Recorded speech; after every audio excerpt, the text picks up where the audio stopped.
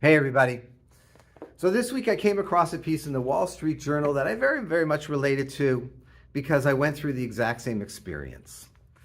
It's a piece called Life is Too Short for Frequent Flyer Miles. And it was only afterwards that I found out, when I paid attention, I looked, that the author, Elliot Penn, is the CEO of Geshem Partners, an Israel-focused investment firm. Interesting. Okay.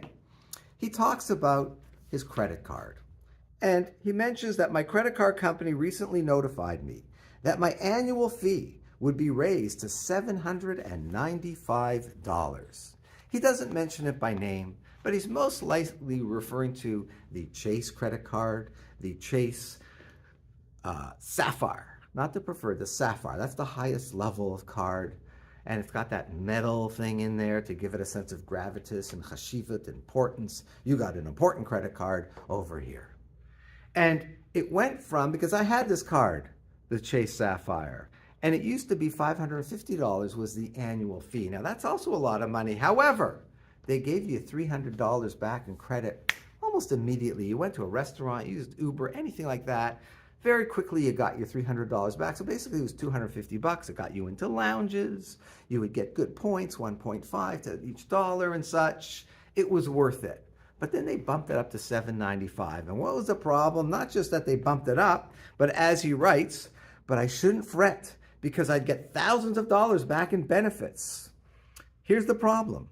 A quick study revealed that managing the benefits would be a part-time job. You see, you had to use their restaurants at particular times and their hotels. It became very, very restrictive.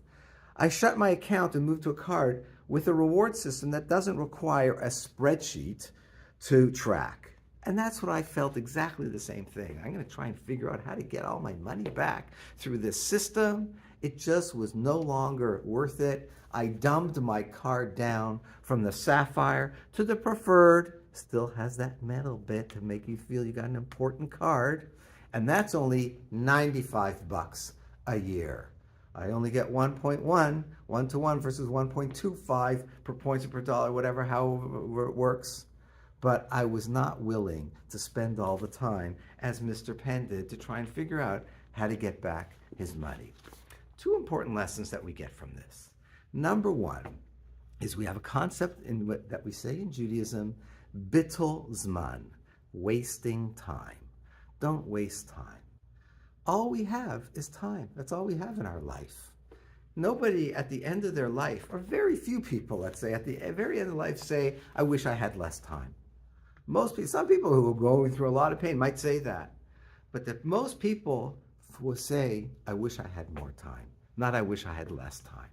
And so this idea of trying to save some money or figure out how to recoup your money, but you got to spend hours and hours and hours trying to sort out and figure out where you're going to stay and when you're going to stay and which hotel and how much will you get and at what time, does it fit into your schedule or not? Get rid of it. I got rid of it. He got rid of it. He's not interested. The second thing is that sometimes people, what happens when it comes to money, that becomes the given thing. That becomes the thing that cannot be changed. And so, like he's saying, there's more important things in life, as he writes. The game's payout has to be worth the time and effort of playing. Instead of prying a bit more from a rewards program, for example, I'd rather put my time into my family and business, each of which has a much higher return on the investment. Don't make money or the card or the status the most important thing. When it comes to, a lot of times people, when it comes to money, when it comes to the dollars, and that's the thing, that becomes the kavua, that becomes like the set in stone thing in their life, and that becomes unchangeable. Don't be like that. There are more important things than money or status. There's dignity, there's honor. You know, people will argue about all kinds of dollars when it comes to tipping, all kinds of situations where every little dollar they go crazy over. Don't become one of those people. Recognize money has a purpose, fine, but don't make that the be-all and end-all of your life. Be willing to lose some money, lose some status, not spend so much time trying to figure out how to best utilize your money or points or miles, whatever the case may be, because you realize there are more important things in life.